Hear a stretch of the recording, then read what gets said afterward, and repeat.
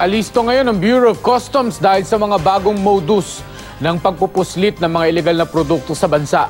Kasama sa mga pinakahuling nasabat ang halos kalahating milyong pisong halaga ng cellphone mula China. Makibalita tayo kay June Veneracion.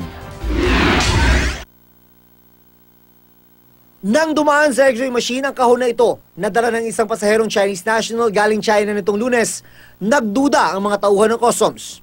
Halos hindi raw kasi nila mawari ang laman dahil sa tindi ng pagkakabalot. Nang buksan, 100 piraso ng 2017 Nokia 3310 at mga charger ang laman na tinatayang 400,000 pesos ang halaga. Walang import permit, kaya kinumpiska ng Bureau of Customs. Ito yung bagong version po ng bagong version ng Nokia 3310. Kung natatandaan nyo, meron pong 3310 noon.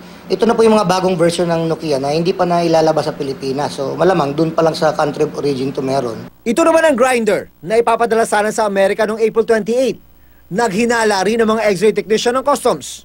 Binuksan ng grinder, may nakitang nakabalot ng copper wire at papel.